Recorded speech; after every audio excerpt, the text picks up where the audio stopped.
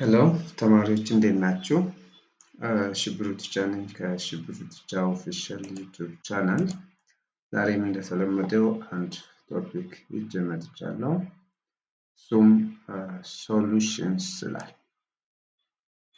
የቶፒክ ግሬድ 10 ኒው ካሪኩለም ኬሚስትሪ ቴክስት ቡክ ላይ ይገኛል። ስለዚህ እዚህ ጋር የምንማረው እና ቴክስት ቡክ ላይ ያለው አይዲያ ኮምፔር እንደ ኮንትራስት እንድታደርጉ በአክብሮት እጠይቃችኋለሁ። ይህንን እያልኩ ቀጥታ ወደ ዛሬው ትምህርታችን እንገባለን። ሶሉሽን ከማየታችን በፊት እንደ መግቢያ እንዲሆንልን ሶስት ሜን ፖይንቶችን ለማየት እንሞክራለን።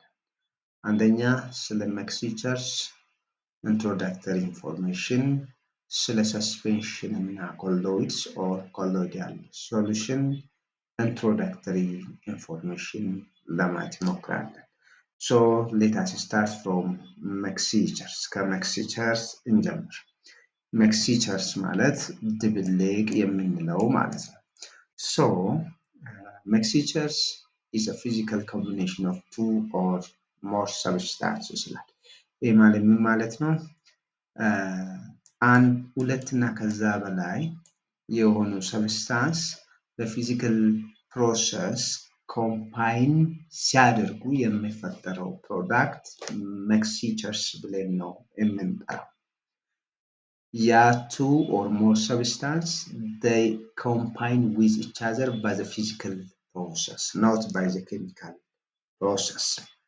ሁለተኛ each component in mixtures retain their original physical property and chemical property. For example, A እና B combine ሆኖ combine አድርጎ AB ከፈጠሩ AB mixture ከፈጠሩ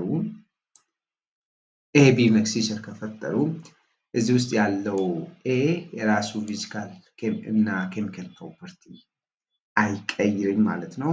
as well as እዚህ ውስጥ ያለው B የራሱን ፊዚካል ፕሮፐርቲ አይቀይርም፣ የራሱን ኬሚካል ፕሮፐርቲ አይቀይርም።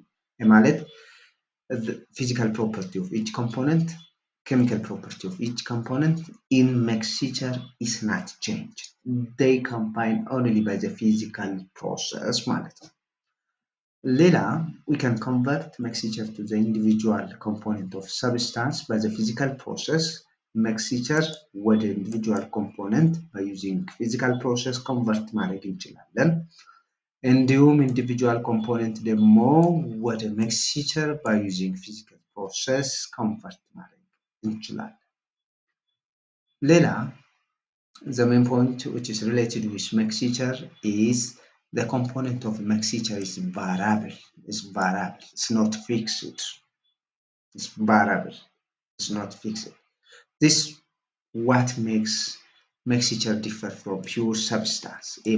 ማለት ነው the component of pure substance, specifically element and the compound is fixed. The composition of element is fixed, the composition of compound is fixed, but the composition of mixture is variable. ይሄ mixtureን ከፒውር ሰብስታንስ የሚለይ ኦር ፒውር ሰብስታንስን ከሚክስቸር የሚለይ አንደኛው ሜን ፖይንት ነው። ሁለተኛ compounds and elements are interconverted through the chemical process. ይሄ ማለት element is converted to the compound by only the chemical process and the compound is converted to the element only by the chemical process. But in mixture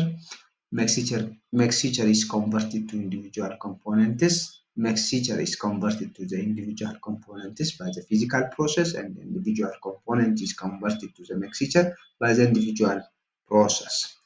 ይሄ ደግሞ ሚክስቸርን ከፒውር ሰብስታንስ የሚለይ ኦር ፒውር ሰብስታንስን ከሚክስቸር የሚለይ ሁለተኛው ሜን ፖይንት ነው ማለት ነው። the next point ምንድነው የምናየው? properties of mixtures ነው የምናየው። property of mixture አንደኛ retained property. Each component of mixture retains their own physical and chemical properties. ሁለተኛ we can easily separate the component of the mixtures. And the third one is variable proportion. The component of the mixture is variable ብለናል. And the third one is we can separate mixtures to individual component by using physical process and the individual component to the mixture by using the physical process. So እዚህ ጋር የተጻፉ አራቱ main ፖይንቶች they explain the main properties of mixtures. The next one is mixtures in our daily life. For example, the air which we breathe is mixture of nitrogen, oxygen, and other gases. The food we eat is a mixture of so many nutrients, vitamins, and etc. The skin and the hair product, specifically body lotion, shampoo, and etc., which we use in our daily life is a mixture. Medication which we use in our daily life is mixtures. Next, we will see type of mixtures. Mixture is classified into two, homogeneous and heterogeneous. homogeneous mixture ማለት ምን ማለት እንደሆነ heterogeneous mixture ማለት ምን ማለት እንደሆነ እናያለን። Homogeneous mixture is a type of mixture in which there is no visible boundaries between its components. The composition is uniform. This composition is uniform. Example, the salt which is dissolved in water is homogeneous mixture. The sugar which is dissolved in water is homogeneous mixture. Metal alloys, metal which is dissolved in metal is also homogeneous mixture. Next, heterogeneous mixture is also a type of mixture in which its composition is not uniform. It is in which its composition is not uniform. It has two or more visible faces or boundaries between its components. Example, mixture of oil and water is heterogeneous mixture. Mixture of sand and water is heterogeneous mixture. Wood ash and water is heterogeneous mixture. Heterogeneous mixture. ሶ አሁን ስለ mixture ቤዚክ ኢንፎርሜሽኖችን ከዲፊኒሽኑን ጀምረን properties of mixture, types of mixture, as well as mixture in our everyday life or in our daily activities. እነዚህን ፖይንቶች አይተናል። አሁን ምንድነው የምናየው? next point suspension ይላል። Again, suspension is a heterogeneous mixture. Heterogeneous mixture, no, in which solid particles are spread throughout the liquid without dissolving in it.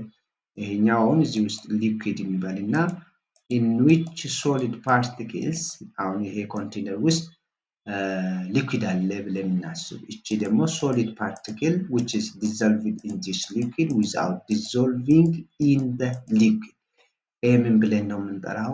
ሰስፔንሽን ብለን ነው የምንጠራው ማለት ነው። ግን ስናስቀምጠው ምንድነው የሚሆነው?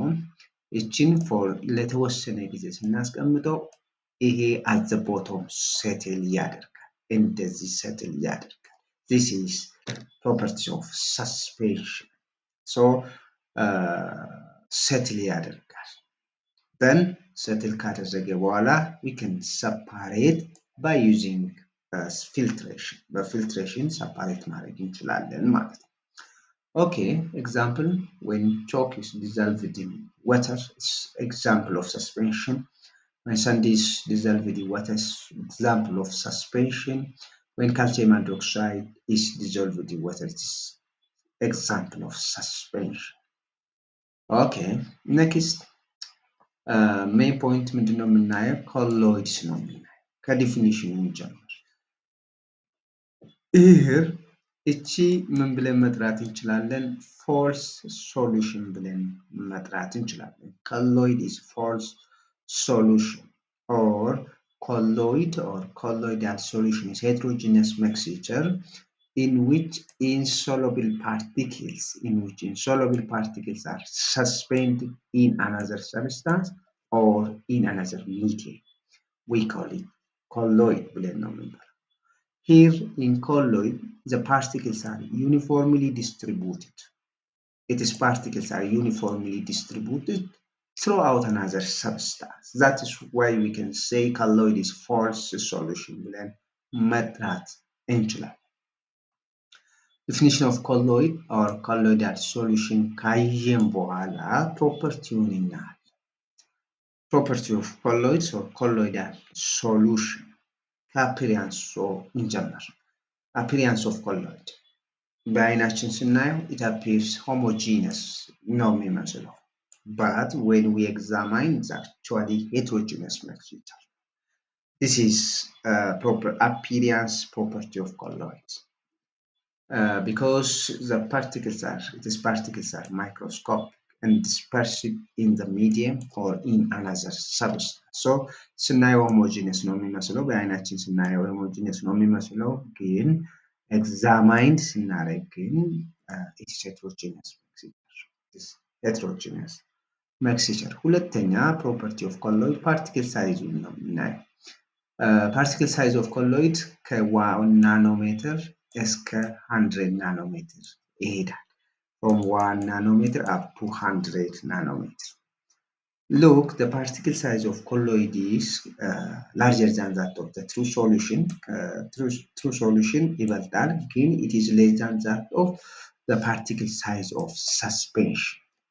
Is less than that of the particle size of suspension. ሌላ filtration property of colloid.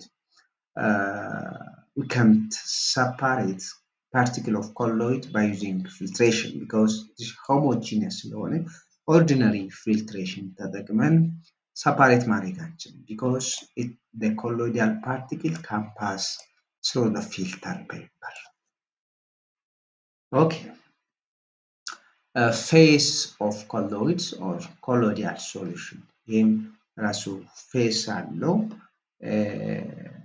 dispersed or internal phase የሚባል አለው which is present in a smaller amount and dispersion or external phase or dispersion or dispersing medium or external phase የሚባል ሁለት ፌስ አለው colloid.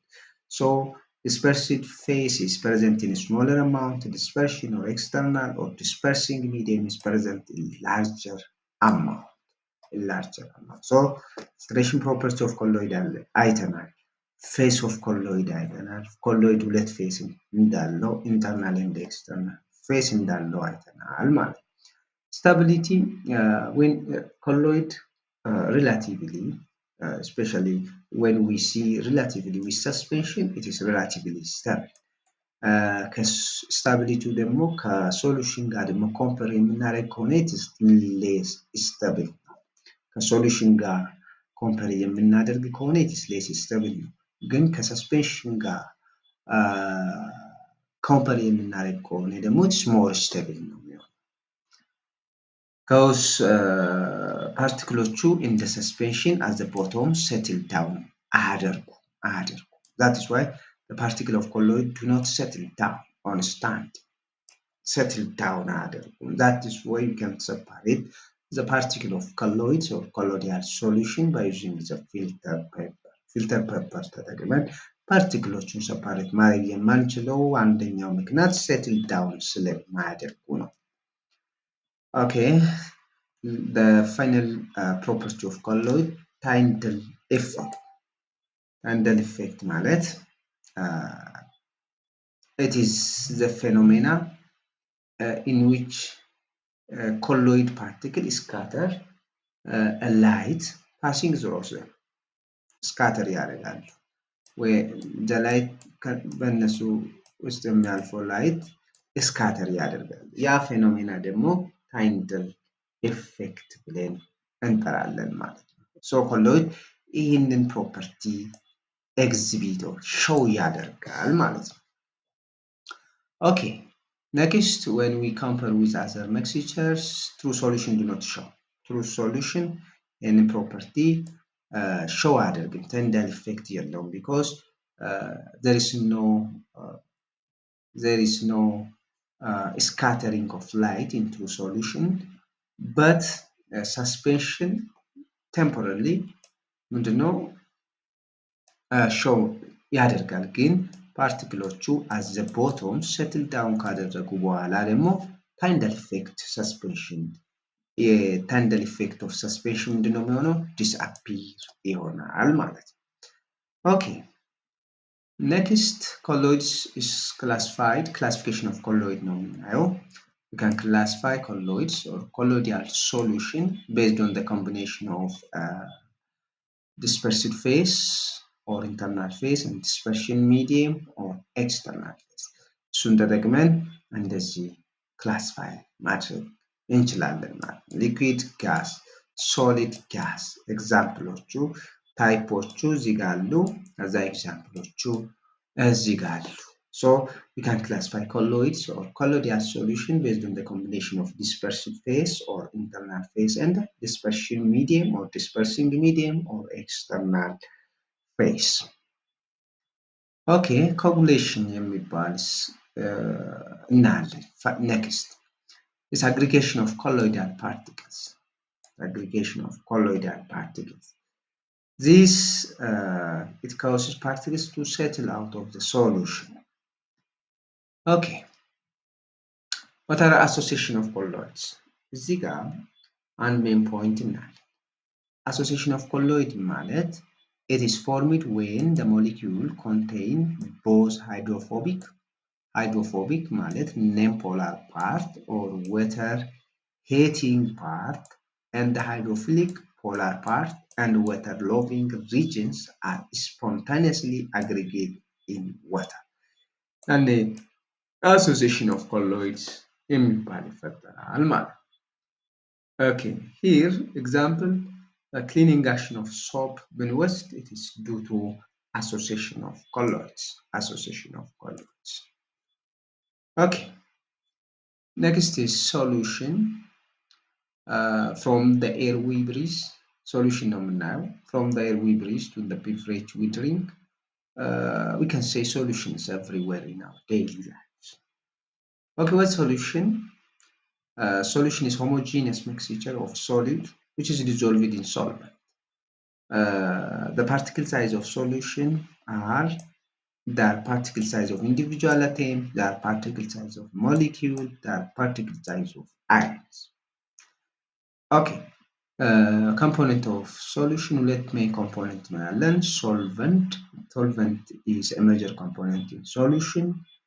It determines the state of solution. ሁለተኛ solute አለን, minor component.